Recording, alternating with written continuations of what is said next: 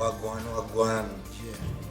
Yeah, brand new episode Foul and One. Yeah. Na leo mazee tuko na special guest in the building. I go by RJ Putba Kwanjala, aka Mr. Built for the 90s, aka the only positionless player in Kenya. Yeah. Thanks. I go by the name Joseph Mbam, aka Bobby J Boblings. Leo roba kati ya guest tutampiga intro ama tumwachie guest tukimpiga intro tutaharibu ni special sana mazee. So ningile kati. So my name is Dennis Nderitu. I'm an independent sports journalist covering basketball here in Kenya, and platform yangu Nderitu Basketball Radio. That's why we cover basketball, but also I just said, chani kuji side, man, we chop it up. Yeah. Big up. Yeah, maze leo I think panel ilikuwa inafaa kwa kubwa kiasi. Yeah. We were scheduled to host the current national team team manager wa national team. But yeah, it's very clear that she's dark in the smoke. She's nowhere to be seen.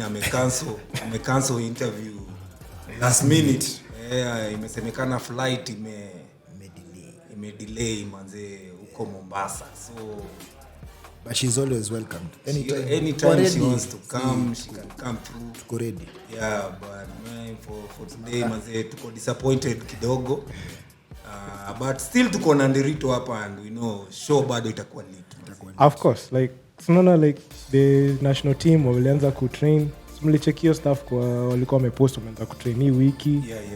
A lot of support for those guys wale walikuwa call up kuingia hapo ndani. So I feel it's unfortunate. Just these platforms na kuanga poa sana, like watu wana exchange na kuanga poa una get involved hapo. So inakuanga poa tu kujua like what's going on in there. So haiko fiti tu. Endelea tu. So kwanza kuna segment hapa inaitwa Nani Wewe Buda. Nani Wewe Buda. So hiyo ndio inakuanga segment yetu ya kufungua show. Wagani noma. So kwa segment yetu ya leo ya Nani Wewe Buda, hii segment si call out the people that we feel are doing injustice kwa hii game. Wase wenye wanatuibia nini. Kama unajua unafanya kitu yenye ni fishy. We are going to call you out. Na leo nataka kuanza first na sisi wenyewe. Let's call ourselves out. The players. Kuna term inatumiwaga sana kwa bake hizi mapages nini. Kuna term inaitwaga stakeholder. Leo unatuambiaje? Yeah. So stakeholders before mimi nipatiane take yangu on what I feel stakeholders ni kina nani. Hebu acha kwanza tuanze na Nderitu. Nderitu atuambie mzee. Majama, mimi naonanga stakeholders ni watu wale e-sport na affect either directly or indirectly. Kiangalia majority of the time kwa basketball unapata there's the player who is like the main person who ana play. There's the management na fall around, kuna officials, kuna watu wale wana set up kila kitu.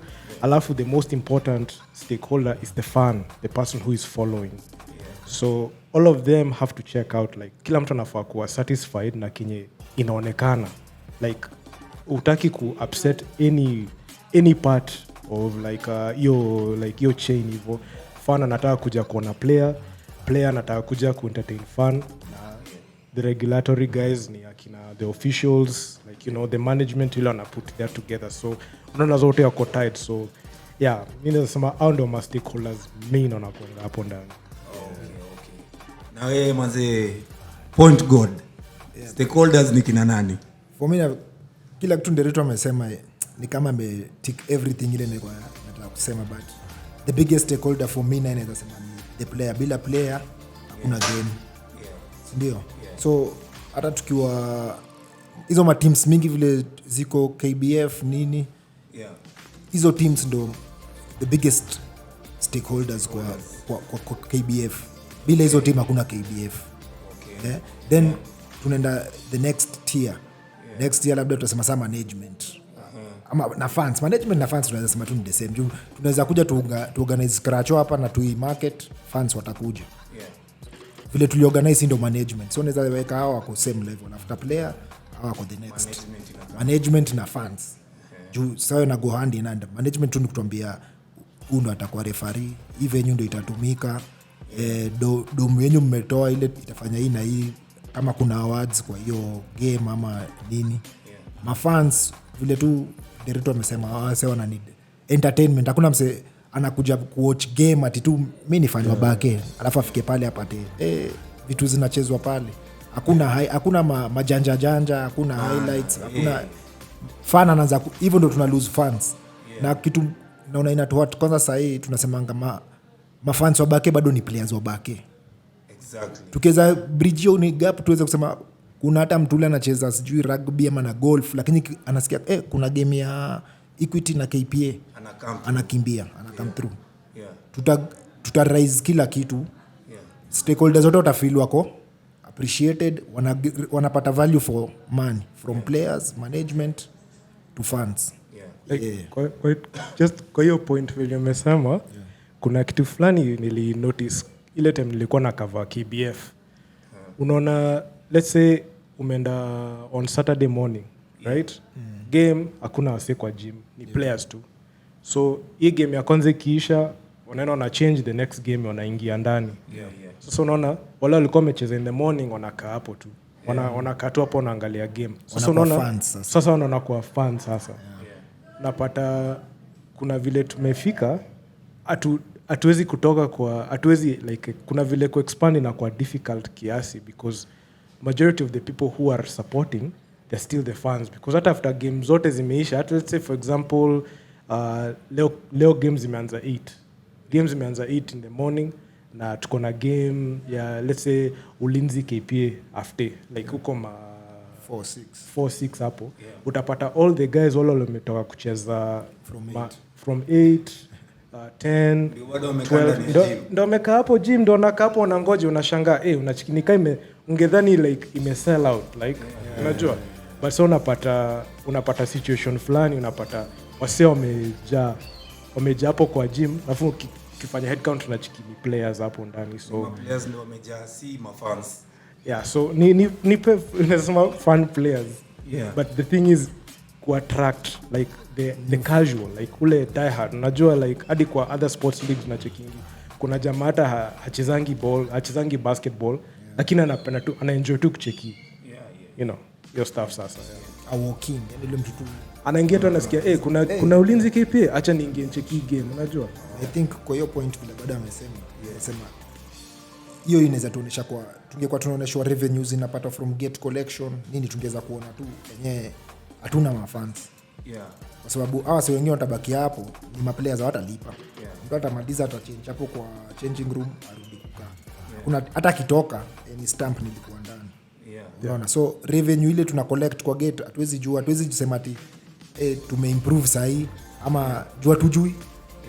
So kwa stakeholders wewe tuambie sasa Roba. Mi kulingana na mimi stakeholders, first of all hii term nimeona inatumika sana manze kwa maforum za bake.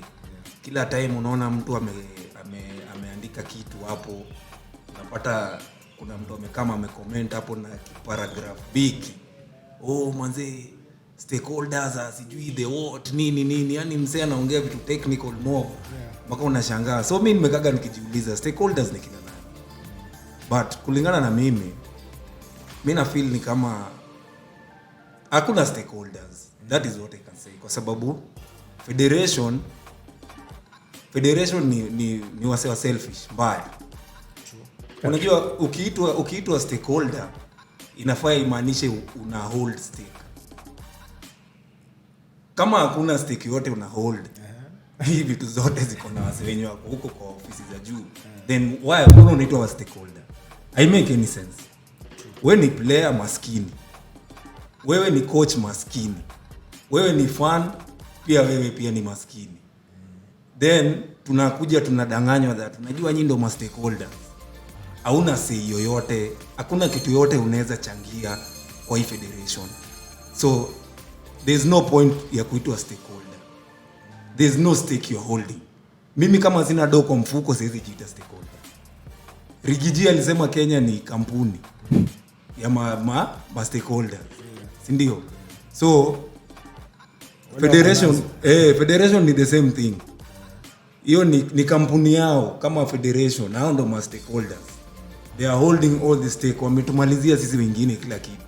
Hakuna kitu tunahold. Jumi kama sina do kwa mfuko, at the end of the day I'm not a stakeholder. So the term inafaa ibadilishwe. Instead of kukuwa stakeholders, wacha tukue skateholders. Sisi tunapatiwaga tu ma skates. Tuna ride through issues. Yeah, I like it. Yeah, we are skateholders. Kazi yetu ni ku ride, tuna skate manze, tunapatiwaga skates na federation kila season. Tunaamka na the same hopes za hii mwaka vitu zitakuwa fiti. Lakini as soon as we start, kila mtu anapatiwa skates zake. Skate through the issues, season ishe, patiwa trophy, patiwa medal, and then home. Mwende mlie, mngoje tena hiyo season nyingine. Mkijiita nyinyi ndio the biggest stakeholders. So kwa hii segment ya leo ya Nani Buda, we are calling out the stakeholders. Futa hiyo jina kabisa, kuanzia leo jua wewe si stakeholder, wewe ni skateholder. So hayo ni iko sawa. Iko true. Yeah. So wacha tuingie sasa kwa the real issues mazee. Nderitu, now that you're here mazee. Yeah. Wewe ni mtu umepigania Bake for so long. You've been in this fight for so long. At some point naona hata ni kama umekuwa isolated. Unajua wamekuprofile like huyu msee mazee kidogo ni mtu wa kuleta noma. But we know you're fighting for the betterment of this game. Unataka kuona ma players wako in better conditions. Bake ina run poa. Hebu tuambie journey yako imekuaje? Actually my journey imekuwa interesting.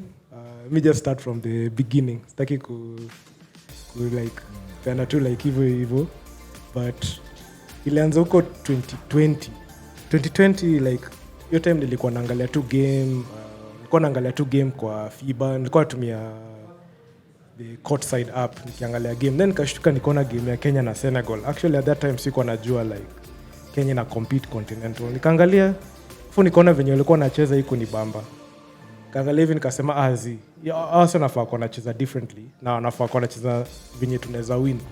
After nichekio stuff nikienda nika tweet nikasema kuna vile hapa tucheze viti, unaweza change hapa, unaweza change venye tuna run offense. Kakulwa block on Twitter. Wait, ulikulwa block na? Nikulwa block na team Morans hiyo official page. Actually niko na official page ya Team Morans, account yangu walini block.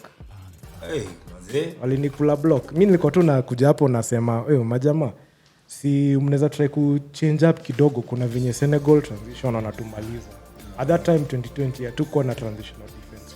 Na what na get from the onset ulikuwa umeshaona tu standard iko chini.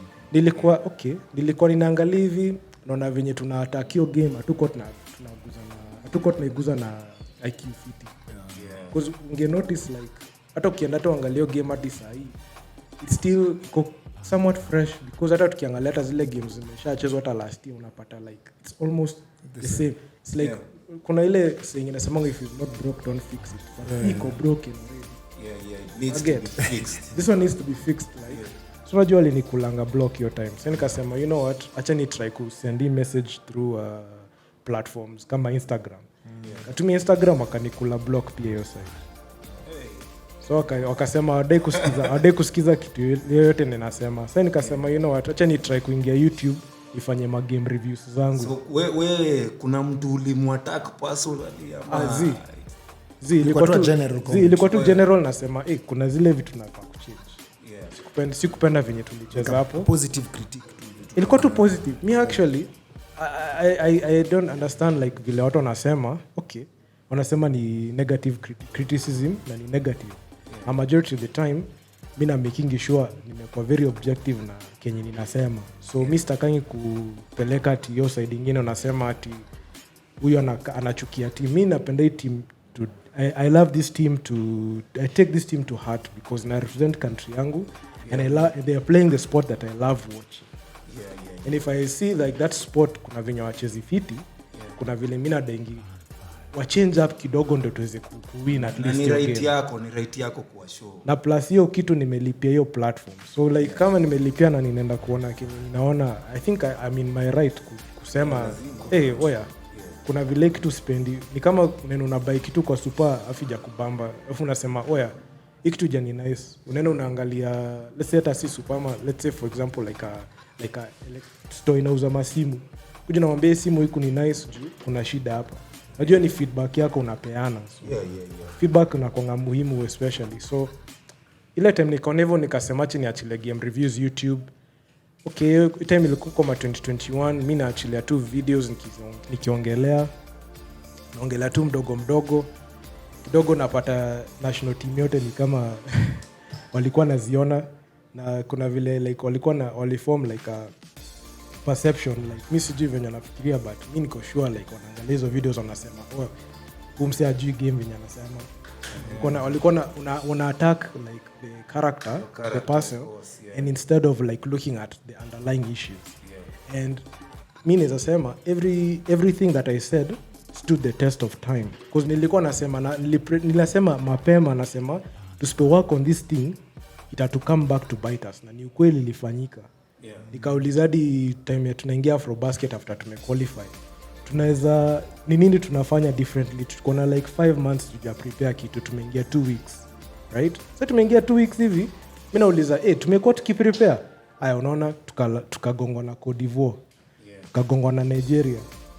Tulichapa Mali, but Mali hata ukiangalia walikuwa wamechapwa na Cote d'Ivoire na Nigeria pia. Tukawin Mali. Alafu ya South Sudan walikuwa na grudge. Ukinotice kulikuwa na game ya pre-qualifiers. Sasa waliongea, lakini Kenya Morans kuna venye wali stock smart kiasi. After wamesha win hiyo game. Sasa ile time saa unakuja Afrobasket, unajua ilikuwa tu payback. Wakakuja tu akawaosha tu hivyo. South Sudan ikatuosha wakaenda. Okay, walichapa na Tunisia mbele.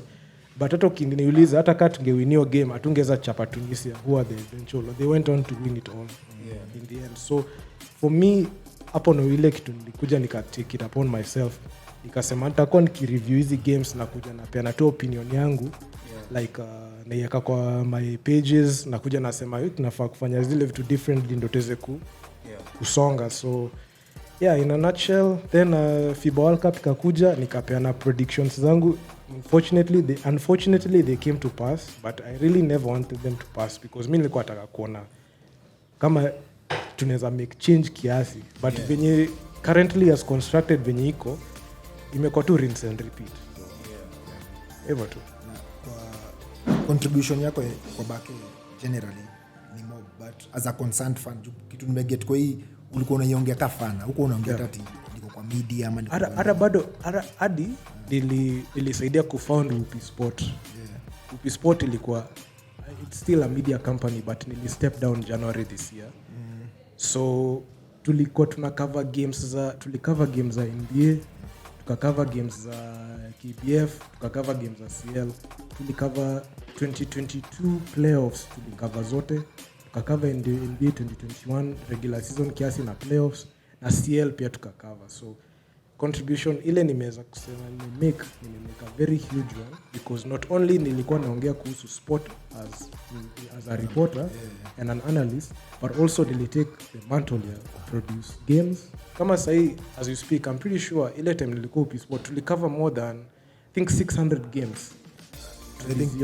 My next question ilikuwa nataka kuuliza about UP Sports. Personally naona kama chini kiasi nikicompare na vile last time huko, hata huko Nyayo na unataka kujua results vile ziko, ulikuwa unaingia Instagram haraka UP Sports unapata game imeisha, kuna update ama ikifika third quarter unajua vile third quarter game iko ngapi.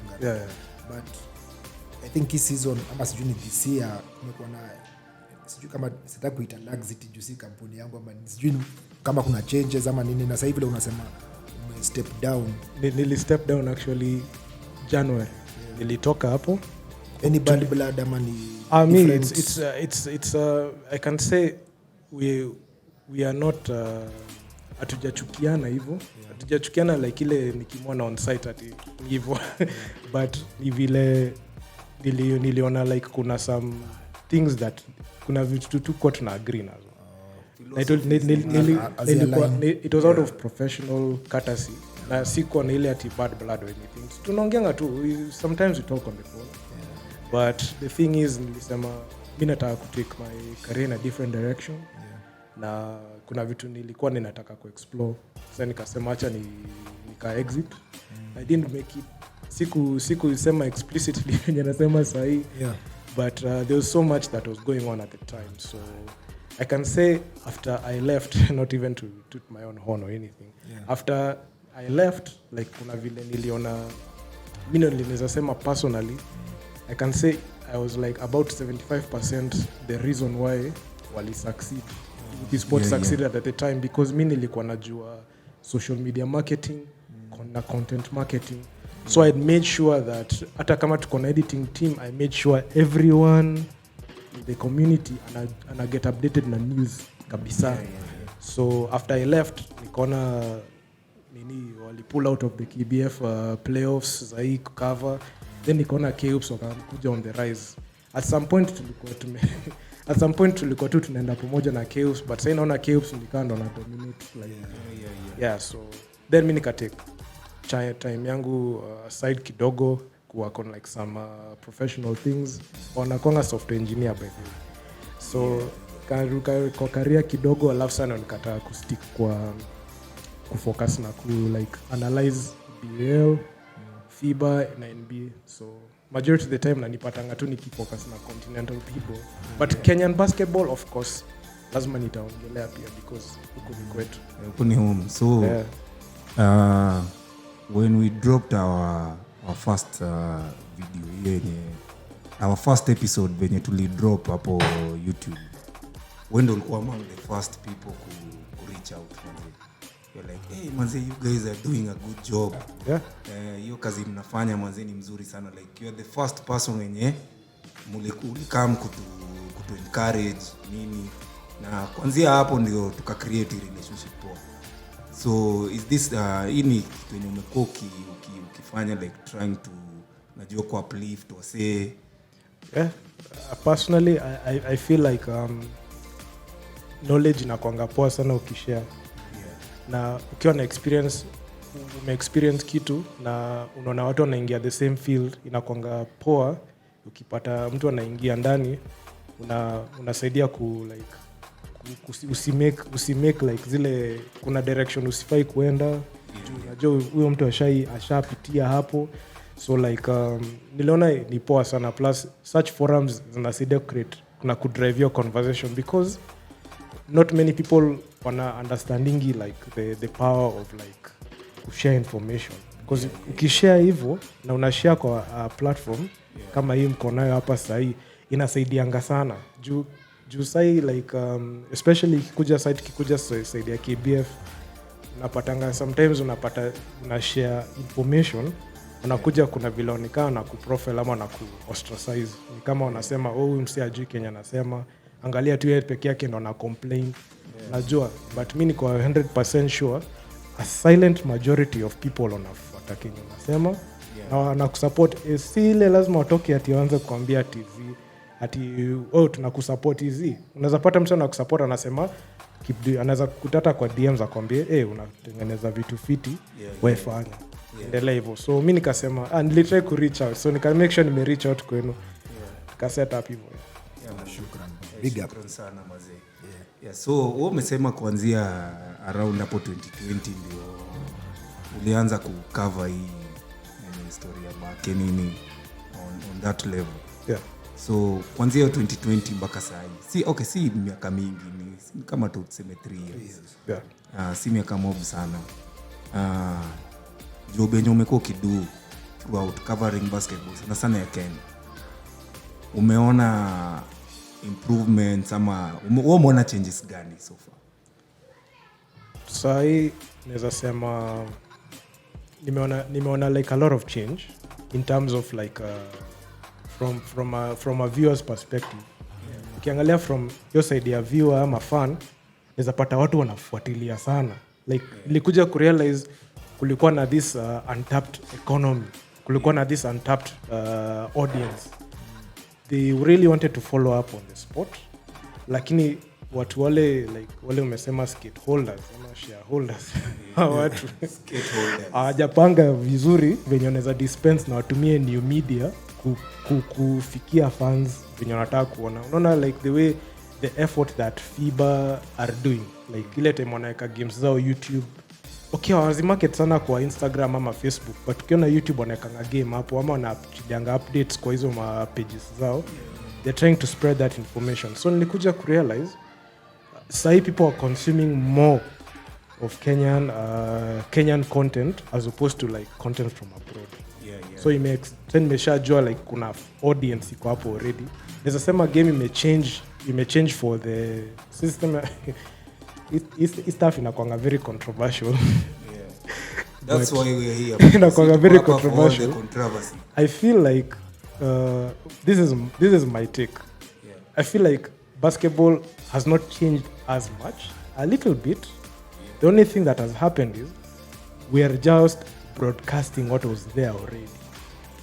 The change is going to take, it's very gradual, but watu sasa wanaona kila kitu in 4K sasa. Kila mtu anaona everything, anaona kila kitu kihappen, anaona kila kitu. But the difference is like it's gradual because kuna time fulani nilikuwa na film game. Alafu unaona hiyo call ni wrong. Hadi nikaenda na simu yangu, nenda namuonyesha, by the way, hii call nge-review hii. Akaniambia, you know what, nyinyi ni unofficial. Nyinyi hamwezi niambia ati nimepata call. But tuko na footage. Tuko na footage. Hiyo 3 ungefuta. Wakakataa. Kuna ingine ilikuwa game ya Equity versus Thunder. Kuna shot fulani ilikuwa controversial. Nakumbuka hiyo game niliona. Ilikuwa hapo late last year hapo. Niliona hiyo game. Ilikuwa Jemo alienda akashoot ball. Ilikuwa time ime-run down. I think Dimando alikuwa like Dimali alikuwa na like I think aliscore 20 points hiyo game. Alicheza poa sana na waliwin overtime. But unaona hiyo shot ya mwisho ya Jemo kuna venye walikuwa nataka kuifuta ndio Thunder win, but Thunder continued waliwin bado kwa overtime.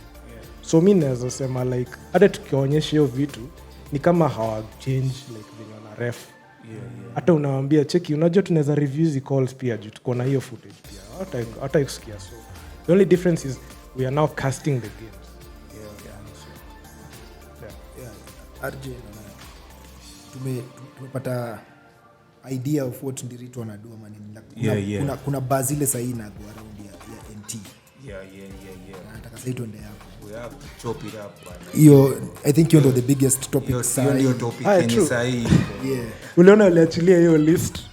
Me actually nilikuwa surprised. Unajua mimi list zote mimi nikiona kitu official document na expect iko na stamp. Nikatafuta stamp sioni. I had to like go check on my sources na ulize hii list iko valid because naona imesainiwa kila kitu imesainiwa but sioni stamp ya KBF. Lakini nikaona confirm from my sources hata from you guys vile time ni checking nikasema like iko fitting. So national team iko na question makubwa sana sometimes so personally wewe ka fan your list 29 guys were called up. Umefeel about your au 29 wamekuwa called up? Do you feel like the list kulikuwa na watu wamekuwa snubbed, kumekuwa ama list iko fit tu hivyo? Is it bulk in terms that hata kutrain watu 29 nyayo wenyewe wote coach watatu ama tunge reduce alafu 29 then mta drop around 18 17 watadropiwa to remain with the 12 wala wataenda kucheza? Do you think hiyo call up ilikuwa so big na time pia tuko nao kuprepare sidhani ni that much? Next month. Next month they barely have like 3 weeks to prepare, right? Now wameitisha 29 people waingie hapo ndani.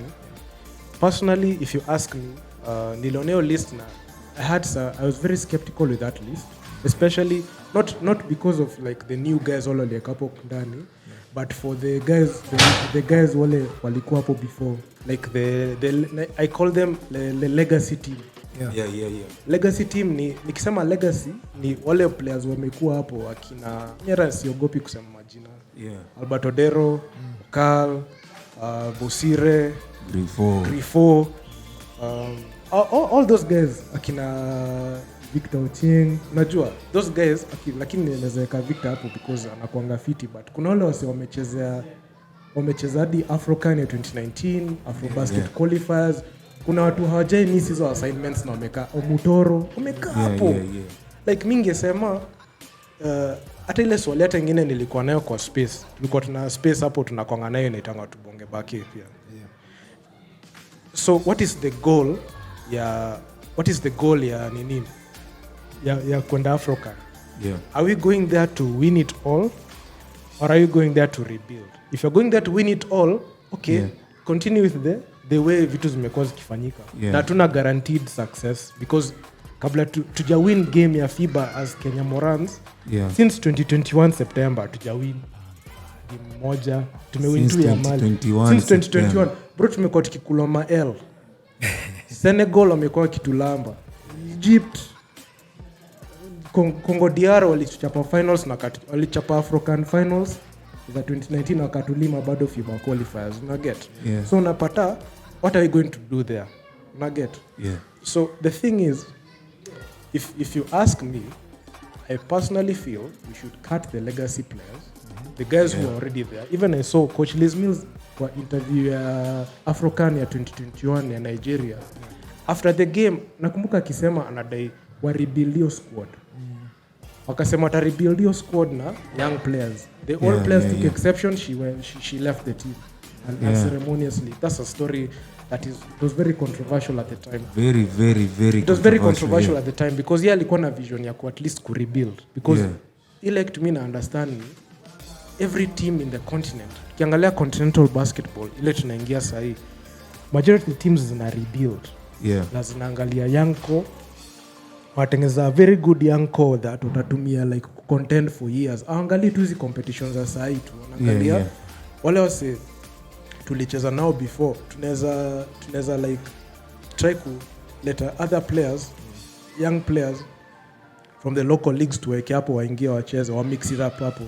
Ukinotice kwa FIBA World Cup qualifiers, unaona South Sudan, Congo, South Sudan, Cote d'Ivoire, Cape Verde, hizo teams zilienda.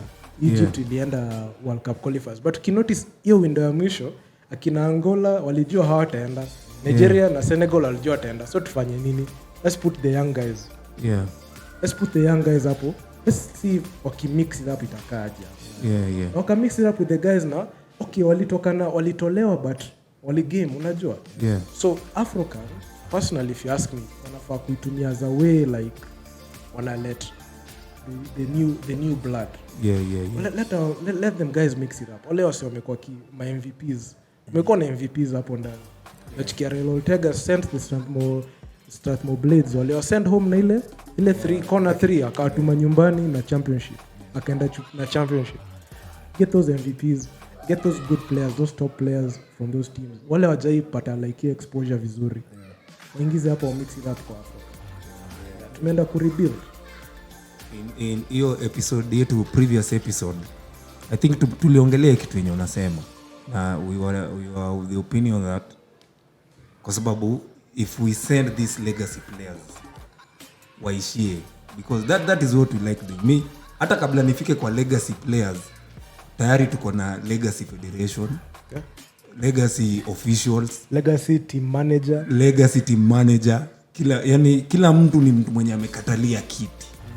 So inaanzia juu, unaona? So si tulikuwa tuna feel like we are going to send these legacy players waishie hizo magame, but we are just repeating the same mistakes. Hawa si hakuna kitu wanaenda kuwin. They go there. The last win umesema ilikuwa 2021. Mali, they won against Mali, the third game. The first win walikuwa nayo Afrobasket. That's the only win tumekuwa nayo in 2 years. Unaona manze, now I make sense. Why do you continue recycling these guys kwa hii roster ya NT kila time? The same names. Wacha tuweke wase wenye tunajua then. These are young people. Tutawapeleka pale. We don't care kama wanaenda kufungwa ama nini. We want them to go and gain the experience, wakam nayo na to build from there. Unaona? hiyo hapo imenipeleka nika TM angekuwa hapa leo tumuulize peupe hii team ina rebuild ama ni continuation naona ni kama tuko place nyingine tuko mixed up mbaya. Hatujui tunaenda wapi. We don't know where we're going with the team. Okay, unaweza sema like mtu anaweza sema unajua tunataka tuende tukuwe na good performance kwa African, try to bounce back from venye tuliparticipate kwa FIBA World Cup. Work hivyo. South Sudan are gearing up. South Sudan wanaenda World Cup na bado kuna squad inaenda Africa pia compete. The thing is hata kama unaona kama sasa tuko kwa hiyo conundrum tunasema are we rebuilding, do we want to contend to the final hata let's say for example to win na let's say hata best case scenario to win na hiyo legacy team to send au majamaa wale tumezoea kusend si ndio to send to win huko unajua itawafunga macho kila kitu useme you see our model works, they will not change anything but endelea hivyo because ile kitu walikuwa wanajitetea nayo kitambo walikuwa nasema wacha tuchezeshe ile squad ilicheza African kwa FIBA Afrobasket hizo strategies za African ziliwork. Sasa unaona we don't have to coach Liz Mills that ile time coach Cliff alikuwa hapo the first window akatolewa akaweka coach Liz Mills. While players walikuwa complacent wanasema oya hii vinye tulicheza African iliwork. Acha tutumie the same method hapa. Unajua hizi work hivyo usirudia the same strategy. That's why we are here. Like that's why we are here. So like ni rebuild. Hata kama I'm willing, mimi hata nasema I'm willing we even win at least one game. Lakini tuoneshe tumejaribu. Like tunaleta like new guys hapo. Give some other guys who like, you know, wame earn stripes zao wameshacheza already. Wape tu chance. Why is it that the team is being treated like a club? Isi club yako. National team jersey ya Kenya. It's a Kenyan jersey. Anybody who's a Kenyan and ako eligible kucheza hiyo team na ametoka kucheza kwa KBF kwa KBF na amecheza hapo ako eligible kuingia. Isi club in national team. The club is not the club mentality ni inaua. Because unapata to stick to pamoja. Hivyo sasa. Ni hivyo. So me I think problem inaanzia first of all why we are here, why hii conversation here, these legacy players. It's because mimi na feel there is someone somewhere holding an office that huyo mtu I deserve. Because you cannot be that lazy. That is just being lazy. Yani we uko na schedule ya event mzima ya mwaka. So you know at this time hii ndio kitu inakam. Naandika nani ndio hiyo list. Hawa sasa wanafanyaga zero scouting. Hapo kwanza kwa scouting na kitu inanishangaza ni kuna around 5 players wako unattached kwa hiyo list. Unattached 5 players. I don't know kama wako game fit hata how did you scout? How the you last scout? Time walicheza ilikuwa criteria gani ilitumika? Historical performance. Ni historical by the way. Hiyo sasa I make any sense. I don't know Nderitu how you. Wewe unaonaje? Mimi hata history ya scouting ni confuse. Lakini kuna stuff ingine pia niliangalia like unaona ile time national team ina travel kuna watu wale kuna ile let's say for example ile time ya Afrobasket walikuwa na sponsors wanaitwa Rentco. Rentco came in and they chipped in like I think ilikuwa 3 million waweze kuparticipate hapo. Till this day hatujai account hiyo venye do ile. Alafu last year wanakuja wanaambiwa hatuna pesa ya kuwapeleka. So mimi niko like okay, mnangoja saa hii, is this going to be an issue especially kama tunaenda kufly Angola? Will it be an issue? That's a good question. Hiyo ile swali hadi TM angekuwa kuulizwa because what was her role especially ile time Kenya Morans walikuwa stranded airport? What was her role there? uliona kuna walienda like players kama wa 7 ama wa 8 kana wakacheza huko kana tukagongwa vinyo tukagongwa. Like will we have such a situation again? Because ulionipata Ministry of Sports came out with a statement hadi second, we don't have the money. Ministry of Sports nakuja naambia KBF you're on your own, ujipange. Kama sasa hivi unaweza pata umekuwa sponsored na msee alafu nakwambia bro mimi sina pesa kukupa na unajua unahitaji like unajua sasa unakuweka in a very tough position that I think FIBA na have to step in. So like pia hiyo is something that unafaa kuulizwa pia. Yeah. Because the funny thing is tukiongelea hiyo story ya national team kuwa stranded in Egypt. Hata si Egypt, ilikuwa Nairobi.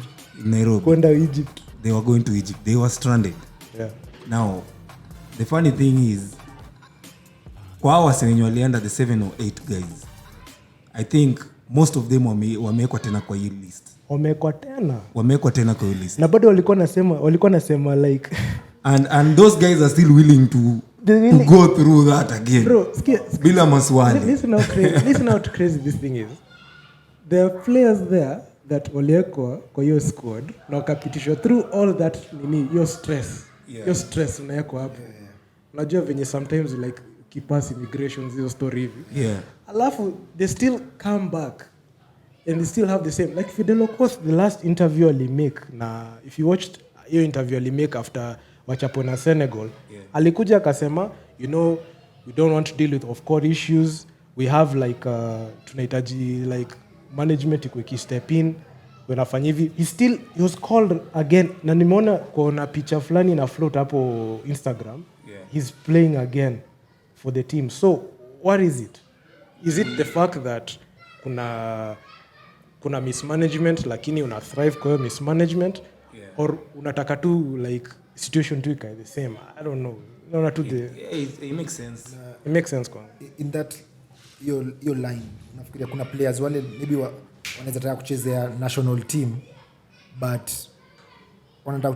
team but wako discouraged kwa sababu unaangalia nao wale wase achana na legacy players wale tushasema ni legacy players hao, hata tushasema wana thrive kwa hiyo mismanagement. Hao wameitwa wapi? Wengine wanaanza kata kwenda kuchukua hizo call up. Mtu anasema niende nipitie ile shida hivi alafu ikifika siku ya mwisho niambie. Si uliona Ken Washira went and played for the national team last time. Last year kwa World Cup. I feel like as much as he was a talent, hata still bado ni top quality ukimwangalia venye anacheza, but I feel like environment haikum set up vizuri. It was not set up well. Why is it that you want to like put these players together with those other players, right? Even we're not even sure if they have called them all up, right? Kuna wale wanashtukia kwa list, right? I think even you guys are address your potato at the time. So like why is it that unataka, let's say for example ile best case scenario, hata si best case, whichever case scenario, utachukua out players wa legacy team, uchukue the new guys, utry kuweka wa work. Na unajua chemistry na kwanga very important. I don't think chemistry just works like that. Unajua it's one thing to put two players or a group of players together, but it's also another thing to make them all work. So like unaweka wote unajua utawa mix. Regardless of whatever like we say or I say, watasonga na ile decision watasonga nayo, right? But the thing is, the question that they must ask themselves is, do they have enough facilitation to get there? Do we have like a clear way or a plan that they need to do there? So I mean, wonderful. So nilicheki when the list came out, still on that, wewe ulikuja ukatuwekea pia wewe list yako hapo kando, kasema manzemi these are the guys that I feel wanafaa to represent. Manze ukatengeneza hapo starting 5, ukaweka ma reserves hapo, like, and then nikacheki the kind of comments zenye zilikuwa hapo hivyo down, like so many people feel like unajua msee anasikia vibaya kwa kitu yenye pia anaweza do, kwa sababu hakuna mtu amekukataza pia wewe kutengeneza list yako uweke. Kuna pool of unaona kwa hiyo list I only use the players wame provide, hata si kuongeza players wengine. The thing is mimi nilikuja nikacheki list nikasema kuna talent pool hapo, acha nicheze na hii pool, acha nichukue forwards na guards, niweke starters, alafu niweke reserves kwa guards na forwards. Nilifanya tu hivyo. And there's nothing wrong with that, by the way. Mimi sioni kama kuna shida na. Nderitu would party your first 5. My starting 5 na iko off. My starting 5 naanzisha Lennox at the 1. Ujo at the 2. Number 3 ni Dave Siaji. Number 4 ni Job Byron. Na number 5 ni James Mwangi. Lakini wase wengi unajua watasema mwanze umejaza KPA kwa team. Yes, the reason why there's a reason why Okay, KPA ni. Okay, bila najua kifiko sawa, but they won the championship back to back. Na wamekuwa team iko ball. So on you say like I'm pretty sure me rack up your experience hapo ndani. Nikasema unajua kufix your story ya chemistry, we have to fix it very fast. Put players who have already played together already hapo ndani and you plug in two very good wings. Okay, nachezesha James out of his position, but it's necessary because akona hiyo height na akona hiyo ball. Anaweza cheza kama guard, anaweza cheza kama combo forward. Tukaa hiyo. So like nilimweka hapo juu nilijua tutakimbizwa kiasi. You need like those players who are very quick. Size, unaweza sema size si what that they're not the biggest hapo ndani, but skill wise wako fit, wako solid, like honestly wako proven, like if Siaji is good, very good, ni 3 guy, anaweza cheza 3 vizuri na ni 2-way player. So like number 1 na 2 ni like Lennox na Ujo because they play from the same team. Wametoka kuwin hiyo championship na wako na hiyo chemistry mbio, so watawak vizuri sana hapo. Sikumbuki reserves vizuri, but my starting 5 ndio tunasonga nayo. Na I got a lot of heat for it. I saw. Naona manze kila mtu anaweza tengeneza list yake vile. Mambo ilichemka, but kila mtu anaweza tengeneza list yake. Hiyo ni wewe mwenyewe. Najaribu kufikiria top of mind saa hii tu mimi. Mimi naweza kuna kijana anaitwa Koja. Strathmore. Naweza toa kwa hiyo list ya ujamani toe Jobu nyeke Koja. Cheze na Jemo chini. Nitoe sijui Eugene kama anacheza combo guard, anaweza cheza 1 anaweza change either 1 or 2. So ndampeleka 1. Ningize Dima. Tunajua 3 ball iko. Na pia bado anza Thunder anacheza saa zingine kwa ball dominant, Griffo acheze katu. So wanaweza alternate hiyo job. I think kwa hiyo list naweza change hizo mbili. Ndakuwa pia Lennox nimemtoa probably ati nina height ama nini, but naweza mweka kwa reserve wangu kwa like my backup PG. Eugene na feel ako better, naweza cheza 1-2. Dima naweza cheza 1-2, so wao niweke kwa point guard, shooting guard. Whichever way sana hivi nani nataka kuja nayo. Then back 3 nyeke Koja, Jemo, the third person niko na Siaji. Siaji anacheza 3, Koja na Jemo acheze afunya for 4 na 5. Iko sawa. Hiyo ni solid manzi hiyo yako mbama. I think pia ungeweka hiyo yako huko. Ndio ni kuchemuka zaidi. Uone mambo ikichemuka tunachemka tuna. Utaweke yako. Usikie, unajua vile kuna sikia ati you don't know ujui ball wewe, ujui hata hiyo stuff wewe ni nini. Like mna kuja niko like bana. Not only did I put that list there. Are nene nikaitetea. Probably nyeke tu disclaimer yangu iko biased by the. Acha ni kwetu nyeke disclaimer mapema. Ni sawa. Unajua it's subjective. Like ni subjective. Like unaweza sema unajua unaweza ka player juu napenda hiyo player. Unaweza sema unaweka player juu napenda player, or unaweza ka player juu statistically na game wise inaingiana. So just ain't mad at that. Hiyo yako iko sawa hiyo. Iko fiti. Bama like hata yako Nderitu kwa sawa. Yangu inaweza kuosha. Inaweza itwa huko jaribu. Yangu inaweza kuosha vibaya sana. So tukimalizia kuna mambo mengine pia inachemka hapa kando kidogo. History ya kuna hii friendly ya Entina team street leagues. Hiyo street league manzi. Kulingana na mimi nyinyi I'll give you guys probably uambie tumeongelea before.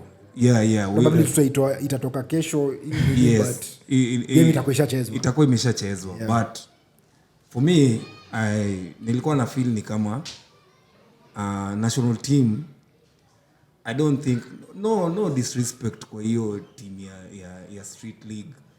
I know those guys are good players. Kuna ma players wengine hapo wenye hata wanafaa kwa national team.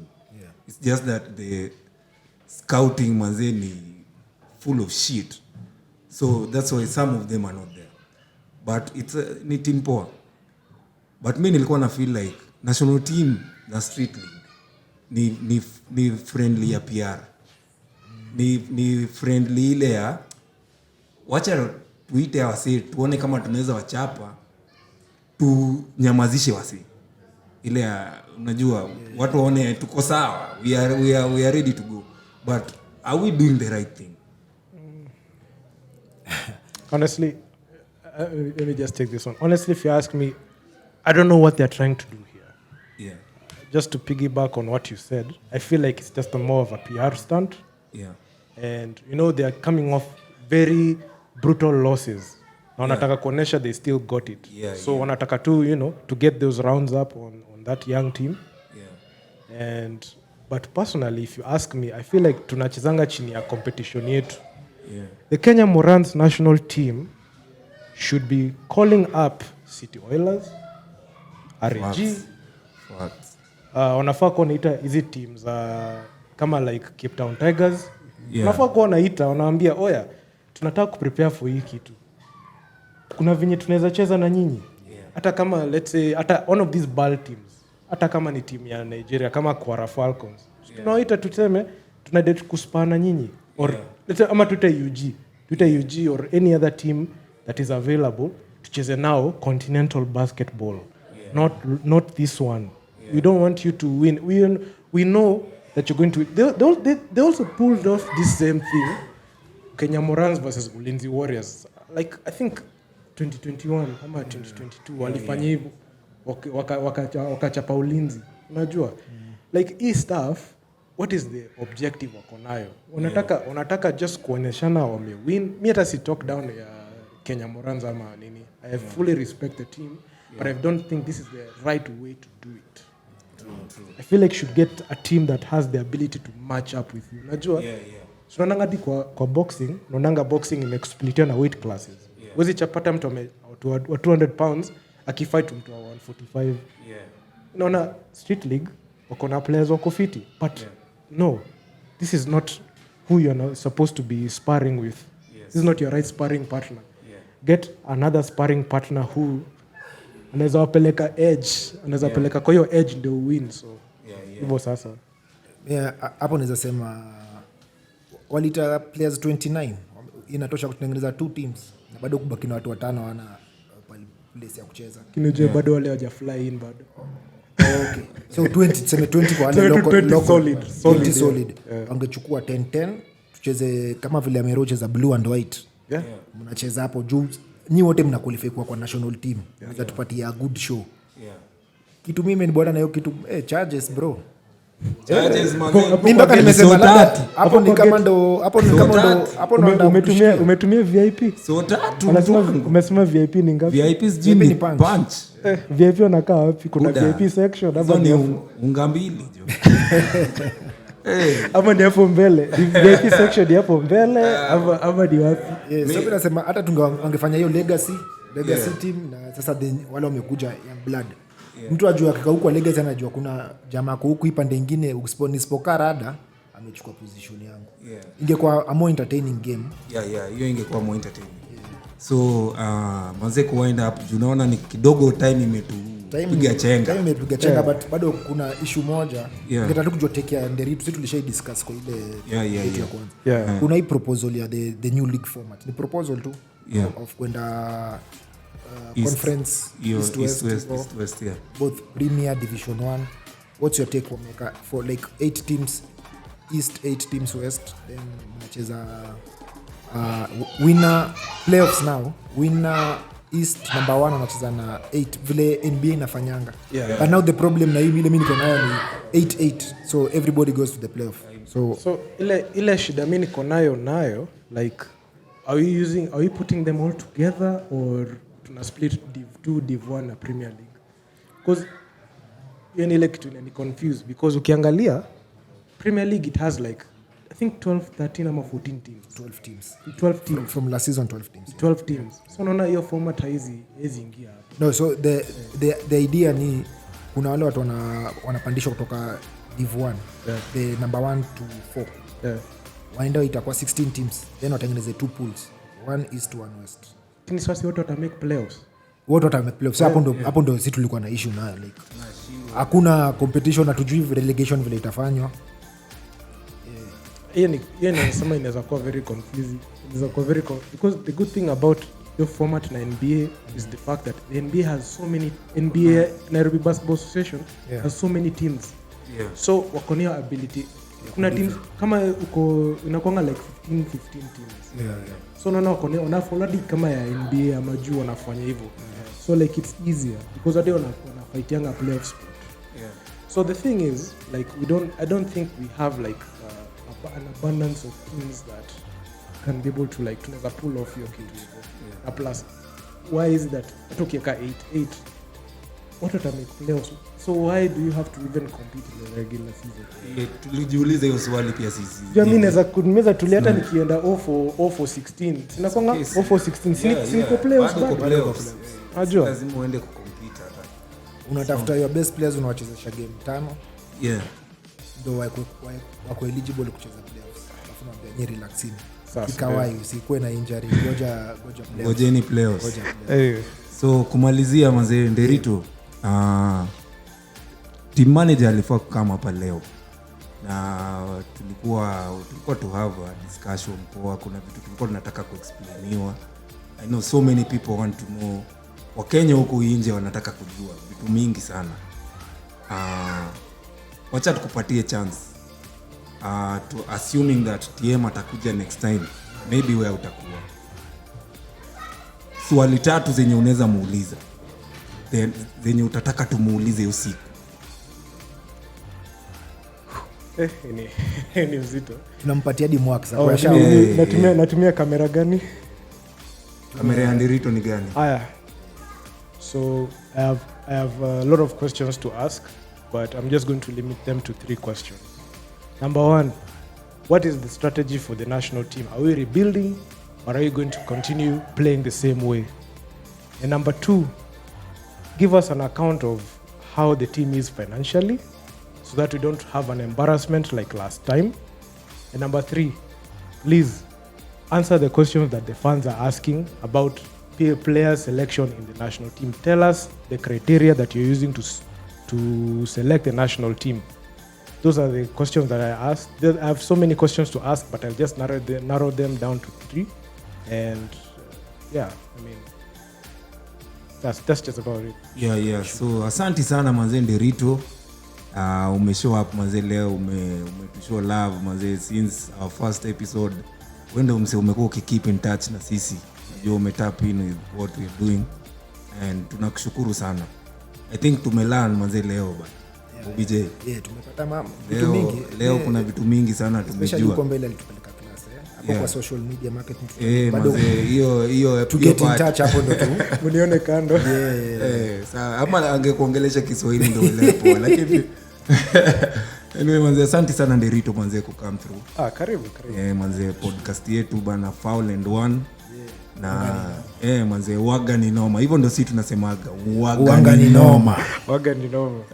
Manze so swali zako tutahakikisha zimefikia ofisi kubwa. Of course. Shukran sana. Shukran. Wazimen.